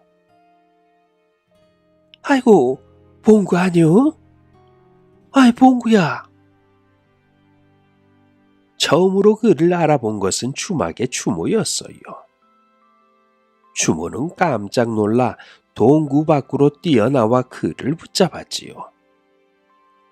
아유, 3일째 실종이라 다들 죽은 줄만 알았는데, 아이고, 어디 갔었어, 이놈아? 봉구는 아무 말 없이 그녀를 물끄러미 바라보았습니다. 눈동자에는 농기라고는 없었고요. 입술은 어딘가 비죽이 올라가 있었지요. 나는 삼을 캤어요. 그 말에 마을은 발칵 뒤집혔습니다. 삼을 캤다는 말은 곧 백운령을 넘었다는 뜻이고 금기를 어겼다는 소리였기 때문이에요. 며칠 후 봉구는 산삼을 가지고 관하로 올라가 그것을 관찰에게 바쳤습니다. 천년 산삼은 이미 절반이 말라 죽은 상태였지만 뿌리의 윤기와 가지의 모양이 사람과 비슷하는 점에서 관찰사 역시 섬뜩함을 느꼈지요. 그러나 세상은 현실 앞에 귀신을 믿지 않았습니다. 너희 삼을 나라에 공헌했으니 칭찬을 받겠구나. 그 말과 함께 봉구는 상금과 간의 추천장을 받고 마을로 돌아왔지요. 이쯤 되면 모든 것이 끝나야 했습니다. 그러나 그것은 저주의 시작일 뿐이었어요. 그날 밤 마을 어귀의 개들이 일제히 울어댔습니다. 허공을 향해 짖는 울음소리는 사람의 심장을 서늘하게 했고요. 몇몇 아이들은 악몽에 시달리며 괴성을 지르기도 했지요. 주막에 있던 주모는 한밤중 창문 너머로 수상한 그림자를 보았습니다. 봉구였습니다. 그는 마치 나무처럼 움직임 없이 어둠 속에 서 있었어요. 그런데 문제는 그의 발 밑에서 얇고 붉은 뿌리 같은 무언가가 자라나 땅을 파고 들어가는 것이었습니다. 왜? 저것이 무엇이오? 주모는 얼른 문을 닫고 등을 기대었지만요. 곧 등을 통해 싸늘한 기운이 파고들었지요. 다음날 주막의 앞마당에 이상한 일이 벌어졌습니다. 땅바닥이 부풀어 오르더니 붉은 뿌리 같은 것이 땅을 찢고 올라와 숫덩이처럼 말라붙은 개구리 몇 마리를 휘감고 있었어요. 으메, 이것이 무슨 귀신 같은 일이요? 이상한 일은 계속되었습니다. 봉구와 말을 섞은 이들이 하나둘 아프기 시작했고요. 제일 먼저 아픈 건 집신을 함께 만들던 성만이었어요. 성만이는 밤에 고열로 땀을 흘리다 숨졌고 아이들에게 떡을 나눠주던 할매는 혓바닥이 말라붙은 채 창고 안에서 발견되었습니다. 모두 공통점은 봉구와 말을 나눈 후 몸에 붉은 반점이 생기기 시작했다는 것이에요. 심지어 봉구의 몸에도 변화가 일어나기 시작했습니다. 손톱 밑으로 뿌리 같은 섬유질이 튀어나왔고요. 몸에서 한약 냄새가 나는 진액이 흘렀어요. 사람들은 수군거렸지요. 아니, 봉구가 삼이 된 것이 아니여? 아이고, 산삼이 봉구를 잡아먹었네. 점점 봉구는 사람들과 어울리지 않았고요. 밤마다 백운령 쪽을 향해 홀로 걸어나갔습니다. 그는 산에서 무언가와 대화하듯 중얼거렸고 마치 자신을 심으려는 듯 땅을 파기도 했어요. 그러던 어느 날 봉구는 마을 회관 앞에서 호련히 사라졌습니다. 그 자리에 남겨진 것은 마른 나무 뿌리처럼 뒤틀린 두 발자국과 그 위에 핏빛으로 번진 산뿌리 한 가닥이었어요. 그리고 그날 밤 묵형골 뒷산 전체가 핏빛으로 물들고 바람 한 점 없는 공기 속에서 산 전체가 웅웅 울리기 시작했습니다. 마치 누군가 이 산의 저 밑에서 깨어난 듯한 소리였어요. 마을 사람들은 떨면서 이불을 뒤집어 썼고요. 그날 새벽 닭이 울기도 전에 산 위에서 귀귀한 괴성 하나가 울려 퍼졌습니다. 혼을 바친 자, 이제 나와 하나가 되었다. 봉구가 사라진 뒤 묵형골 마을은 더 이상 예전의 마을이 아니었어요. 아이들의 웃음소리는 멎었고 장날의 북적임은 사라졌으며 사람들의 얼굴엔 늘 음침한 그림자가 드리워져 있었습니다. 사람들이 서로 눈을 마주치기 꺼려할 정도로 마을은 정적에 휩싸였어요. 마치 무언가가 땅 밑에서부터 서서히 아주 천천히 자라 올라오는 듯한 느낌이었습니다. 이상한 건 그뿐이 아니었어요. 마을 뒷산자락에서 시작된 뿌리들이 길가를 타고 퍼지기 시작하더니 가옥 벽 틈과 지붕 틈새에서 자라나기 시작했습니다. 그 뿌리는 밤이 되면 붉은 빛으로 은은히 빛났고요. 새벽이면 검붉은 진액을 흘렸지요. 그러던 어느 날 마을 노인이 급하게 마을에 종을 쳤습니다. 이 노인은 허리를 숙인 채 말도 제대로 잇지 못하고 혀를 물어뜯은 사람처럼 횡설수설했지요. 산에서 봉구가 나무가 되었어. 사람들은 노인의 손짓을 따라 뒷산으로 향했습니다. 그리고 모두가 그 자리에 얼어붙고 말았지요. 봉구였습니다. 아니, 봉구였던 존재였지요. 그는 백운령 너머로 뻗은 길 한가운데 몸이 거대한 산삼의 뿌리와 이어진 채 흙 속에 박힌 나무 기둥처럼 서 있었어요. 몸통은 갈라지고 사지에서는 줄기와 뿌리가 돋아났습니다. 입은 반쯤 열려져 있었고 그 안에 흙과 벌레, 가느다란 섬유질이 꾸역꾸역 솟아나고 있었어요. 무엇보다 공포스러웠던 건 그의 눈이었습니다. 살아있는 자의 눈이 분명했어요. 정면을 바라보며 미동도 없이 서 있었지만 누가 다가오면 눈동자만 또르르 돌았습니다. 사람들은 뒷걸음질 치며 중얼거렸지요. 이거는 산삼이야. 산삼이 봉구를 잡아먹은 게 아니라 그냥 봉구가 산삼이 되어버렸어.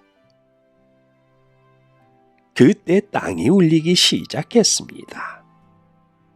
윙윙 하는 그런 바람도 아닌 짐승도 아닌 묘한 진동이 산 전체를 흔들었지요. 바위 틈에서 산등성이에서 그리고 마을 여기저기에서 붉은 뿌리들이 들썩이며 솟구쳐 오르기 시작했습니다.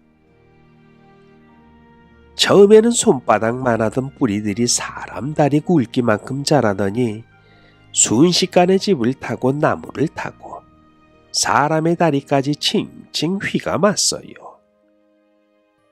무서워 도망치던 소년 하나는 붉은 뿌리에 발이 잡히더니 순식간에 허리까지 끌려갔고요. 비명도 지르지 못한 채 땅 밑으로 사라졌습니다. 사람들은 아비규환 속에 외쳤어요. 도망쳐라! 산삼의 저주야! 며칠 뒤 관청에서 사람을 보내 조사를 벌였습니다. 그러나 그들은 산을 오르지 못했어요. 이상하게 백운령을 넘으려 하면 길이 끊기고 밤이 되면 길이 바뀌어 있었지요. 산 전체가 살아있는 듯한 기이한 기운이 그들을 막았습니다. 결국 조정에서는 묵형골 전체를 출입 금지령으로 묶었어요. 지도에서도 지워지고 이름마저도 지워진 채 폐마을로 남게 되었지요. 그런데 말이에요. 그로부터 100년이 지난 어느 여름, 근처 고을의 산을 연구하던 한 젊은 학자가 백운령에 올랐습니다. 그는 우연히 오래된 기와장과 벽돌 흔적을 발견하고 미지의 폐마을을 찾아 들었지요. 그 마을은 시간 속에 묻힌 듯 고요했고요. 잡초는 무성했습니다. 그러나 특이한 점은 모든 집의 기둥과 벽 틈에서 빨간 줄기들이 삐죽삐죽 솟아나 있었다는 것이에요. 그는 그것을 채집하여 가져가며 말했습니다. 이상하네. 뿌리 모양이 꼭 인삼과 닮았어. 그런데 이 향은 마치 피냄새 같군. 그 학자는 그 뿌리를 한 한의원에 보냈고요. 얼마 지나지 않아 이상한 환자들이 나타나기 시작했습니다. 의식이 흐려지고 몸에서 뿌리 같은 것이 돋아나며 그들의 꿈속에 자꾸 한 남자가 나타났다고 했어요. 삐쩍 마르고 눈이 깊으며 손가락 끝이 뿌리처럼 갈라진 남자. 그들은 하나같이 잠에서 깨어나며 이렇게 중얼거렸습니다. 나는 산삼이다.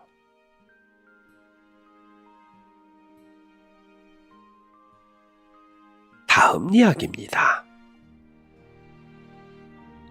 옛날 아주 오랜 옛날 산줄기가 구불구불하게 이어진 남쪽 마을에 두 사나이가 살고 있었습니다.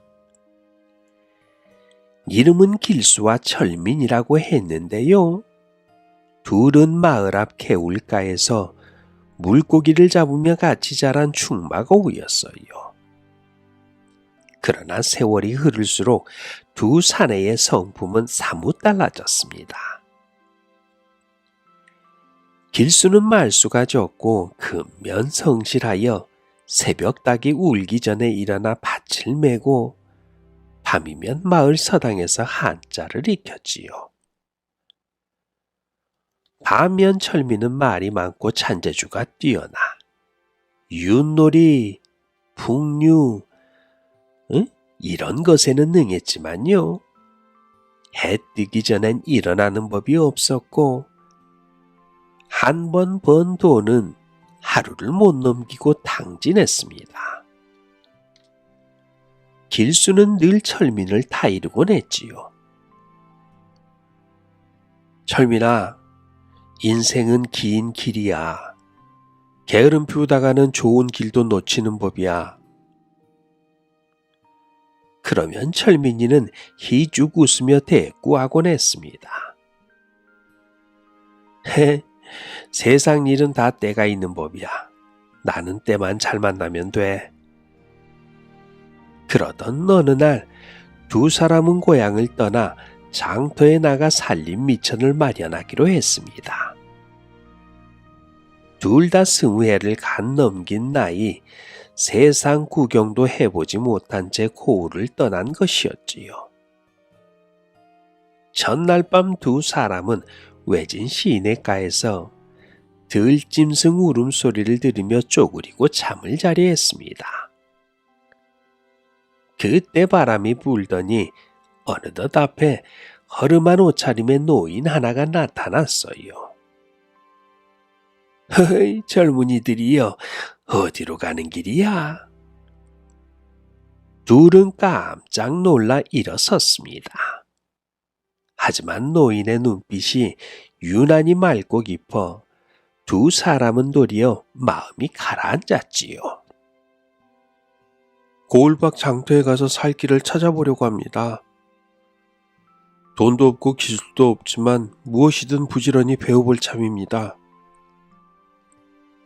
노인은 고개를 끄덕이며 허리춤에서 작은 나무패 하나를 꺼내 주었습니다.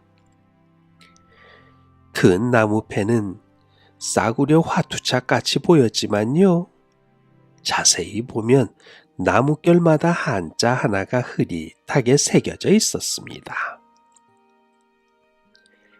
길수의 패에는 인자가 새겨져 있었고요. 철민의 패에는 기자가 새겨져 있었습니다.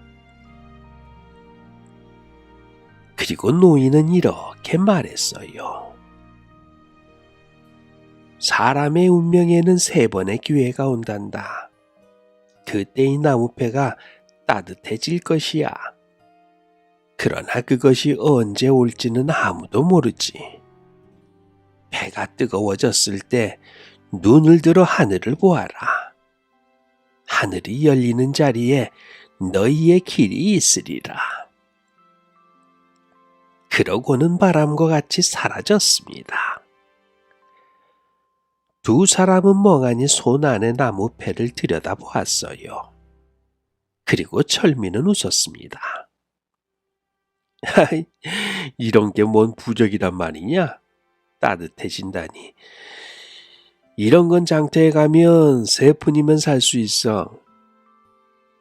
길수는 조용히 패를 품에 넣으며 말했지요. 허나 괴이하지 않은가? 그 노인은 어찌 우리가 나서던 길목에 있었을꼬? 그날 이후 두 사내는 각자의 길을 걷기 시작했습니다. 길수는 바로 장터 구석에 가판을 세우고 지게를 메고 짐꾼 일을 하며 땀을 흘렸어요. 집신을 꿰고 헌 솥을 고치며 글도 틈틈이 읽었지요.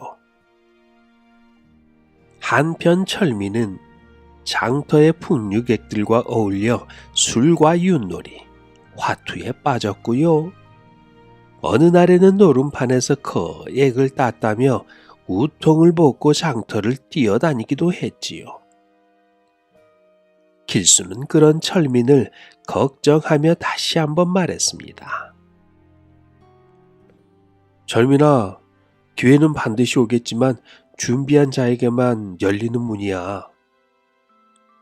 하지만 철민은 코웃음을 치며 말했습니다. 난 준비 같은 건 필요 없어. 감이 있단 말이야.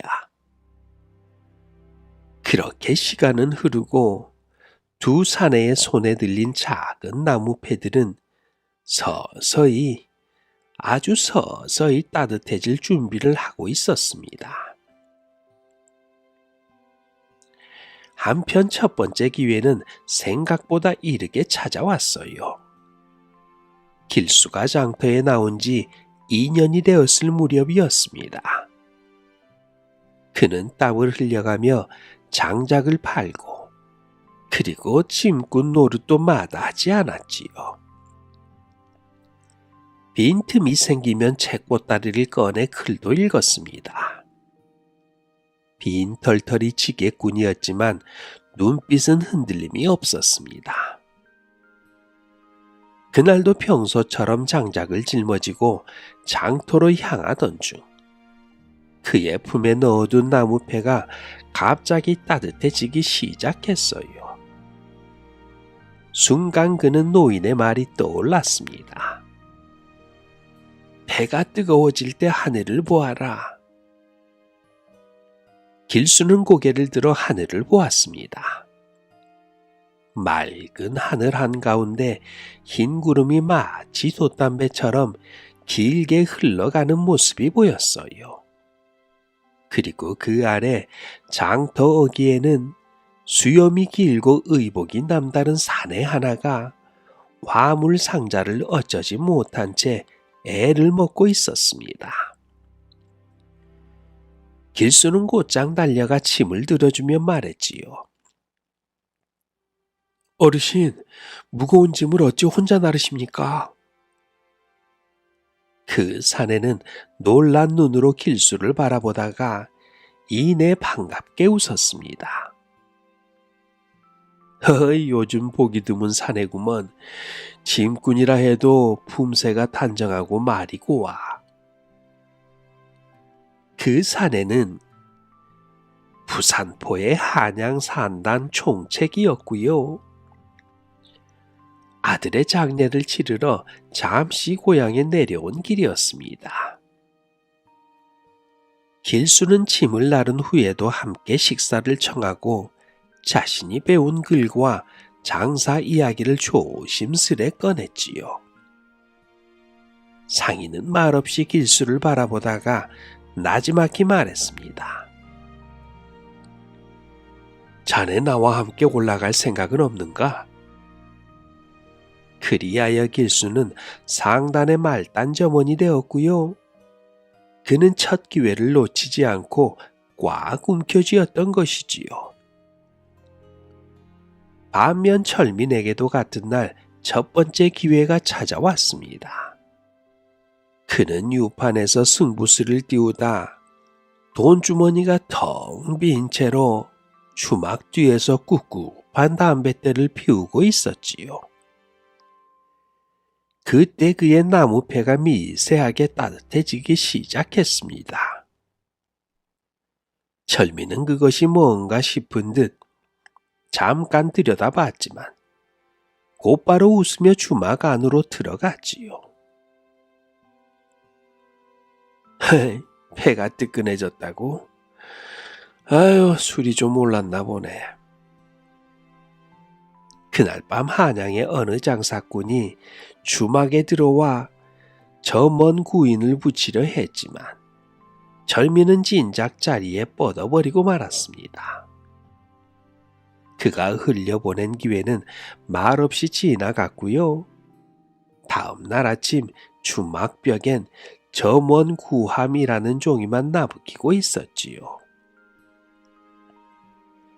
길수는 이후 빠르게 신임을 얻어 상단 회계, 중간 관리, 그리고 대행수로 승승장구했습니다. 그는 언제나 새벽에 일어나 기록을 정리했고요. 불쌍한 이에게 물건을 후하게 넘기기도 했지요. 세상의 밑바닥부터 올라온 덕에 그는 사람 보는 눈이 생겼고 돈을 다루는 손길이 생겼습니다. 그리고 어느 날 두 번째 기회가 찾아왔어요. 양반 가문의 혼처가 상단으로 들어온 것이었습니다. 상단주가 말하기를 내 조카딸이 혼처를 고르는데 자네를 눈여겨보고 있더군. 신부는 낮지만 실속은 자네가 제일이지. 그 말을 들은 길수는 다시 나무패를 꺼내보았습니다. 그 패는 이번엔 희미한 불빛처럼 손바닥 위에서 따뜻함을 넘어 약한 진동까지 느껴졌어요. 그는 망설이지 않았습니다. 신분이야 고정된 것이 아니니 부끄러움이 없습니다. 허나 그분이 허락하신다면 정성으로 받들겠습니다. 혼례는 작고 조용하게 치러졌습니다.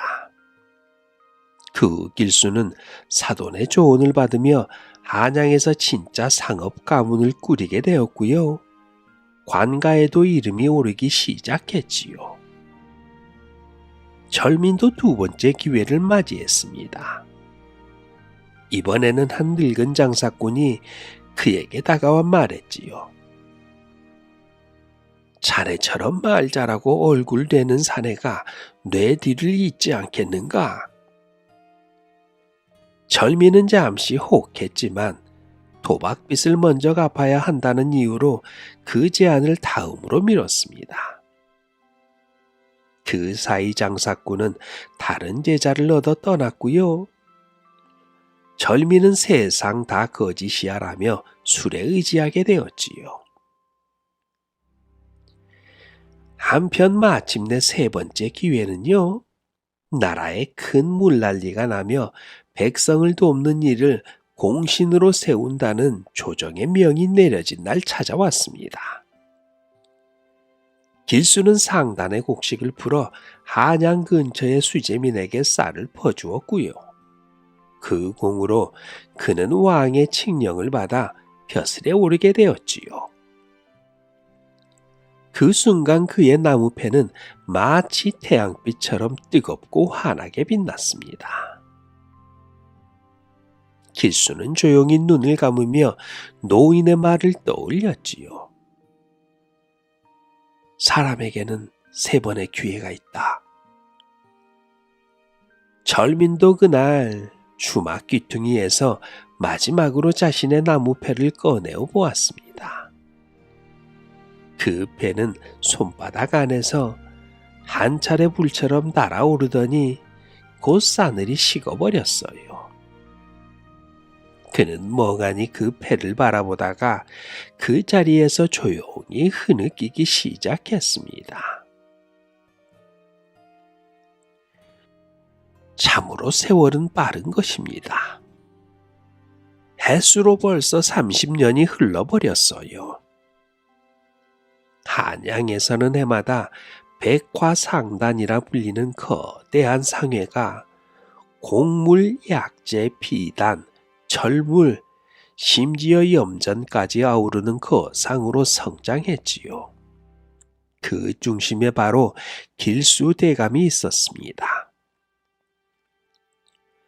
길수는 이제 벼슬은 3사랑, 재산은 10고울 땅을 넘었고 세도가는 그의 처가와 혼이 나여 정이품 자리를 넘보는 자리에 있었어요. 하지만 그는 여전히 매일 새벽에 일어나 상전에서 들어온 곡물의 가격을 스스로 점검했고요. 눈이 오면 직접 땔감을 챙겨 궁궐에 올리기도 했지요.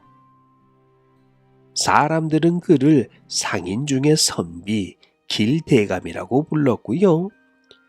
한양에서는 길수의 눈길이 닿은 물건은 반드시 복이 깃든다는 소문까지 돌았습니다. 어느 날 길수는 소년 시절 친구였던 철민이 떠올랐지요. 그의 마지막 소식은 장터에서 지게도 잃고 술집 품팔이로 전락했다는 말뿐이었습니다. 그날 이후 길수는 수아에게 철민을 수소문하게 했고요. 수레를 타고 그가 마지막으로 있었다는 남쪽 장터로 향했지요. 그 장터는 예전 그대로였습니다. 해가 질 무렵이면 붉은 석양이 천막 위로 내려앉고 국밥집 앞에서 연기가 피어올랐으며 주막에서는 아이 울음과 노인들의 기침 소리가 뒤섞여 들렸지요. 길수는 수레를 멈추게 하고 조용히 장터를 걸었습니다. 그러다 어느 뒷골목의 움막 아래에서 거린 하나가 웅크리고 뭔가를 끄적이고 있는 모습을 보았지요. 그 거리는 얼굴이 햇볕에 그을려 있었고요. 머리카락은 덥수룩하게 자라 있었으며 허름한 도포자락에는 나무패 조각 하나가 실로 깨어져 매달려 있었습니다. 그걸 보는 순간 길수는 걸음을 멈췄어요. 그 나무패 분명 수십 년 전 노인에게 받았던 그것이었습니다. 길수는 조용히 다가가 거린 앞에 무릎을 꿇었어요. 혹시 철민? 거리는 고개를 번쩍 들었습니다. 그의 눈은 희미하게 부었고 얼굴에 놀라움이 번졌지요. 혹시 길수? 우리 함께 나무패를 받았던 그 길수? 길수는 천천히 고개를 끄덕이며 미소를 지었습니다. 그래, 너와 함께 떠났던 그날 나는 운 좋게도 기회를 셋이나 다 잡았네. 철민은 웃지도 못하고 울지도 못한 표정으로 손에 쥐고 있던 나무패를 들어 보였습니다. 그 나무패는 이미 까맣게 타들고 닳아 숫자도 글씨도 알아볼 수 없는 낡은 나무 조각이 되어 있었어요. 그는 중얼거렸습니다. 그래, 나에게도 분명히 기회가 왔었지. 근데 그게 그렇게 소리도 없이 스쳐갈 줄이야. 난 그저 다음엔 더 좋은 게 오겠지. 다음엔 더 큰 게 오겠지. 그렇게 보내버리고 기다렸어. 길수는 조용히 말했습니다. 기회는 크고 작은 모양이 아니더라. 사람이 준비한 만큼 보이는 게 기회더구나.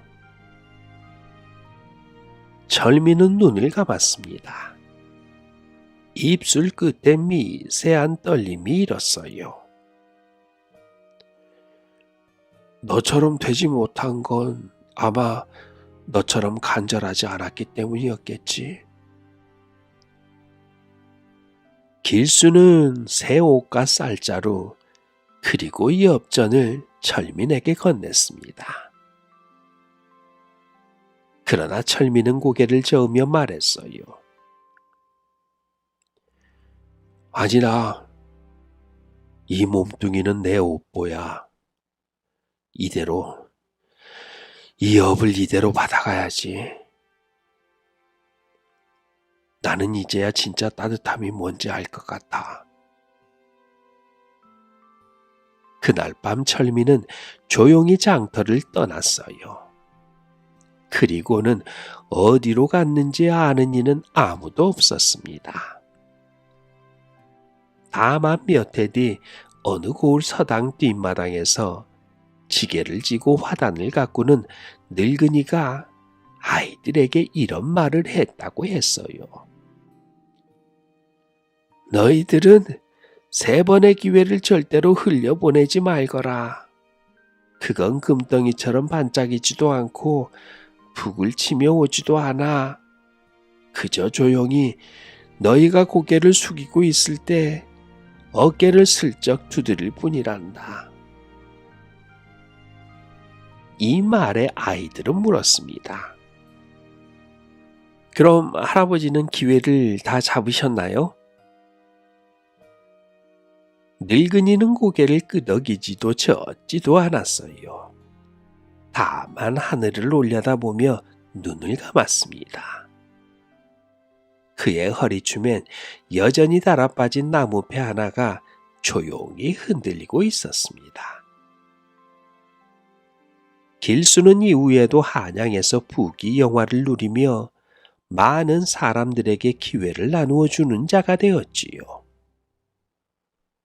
그는 마지막으로 작은 나무패를 서랍 맨 밑에 보관했으며 임종 직전에 손주에게 이렇게 말했습니다. 사람은 3번의 기회를 받는다.